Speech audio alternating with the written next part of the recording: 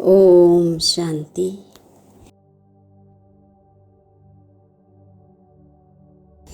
സത്യതയുടെ മഹാനതയിലൂടെ സദാ സന്തോഷത്തിൻ്റെ ഊഞ്ഞാലിലാടുന്ന അതോറിറ്റി സ്വരൂപരായി ഭവിക്കട്ടെ.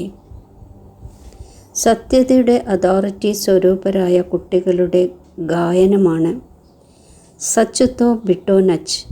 അതായത് സത്യതയുള്ളവർ സദാ നൃത്തം ചെയ്തുകൊണ്ടിരിക്കും. സത്യതയുടെ തോണി ഇളകാം, പക്ഷേ മുങ്ങിപ്പോകില്ല.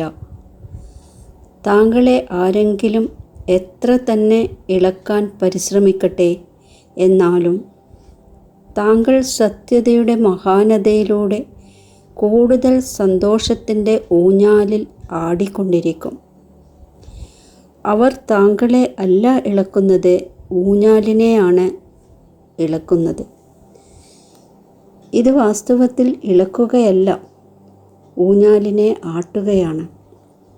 അതിനാൽ താങ്കൾ അവർക്ക് നന്ദിയാണ് പറയേണ്ടത്. താങ്കൾ ആട്ടിക്കോളൂ. നാം ബാബയുടെ കൂടെ ഊഞ്ഞാലിലാടാം. ഓം ശാന്തി.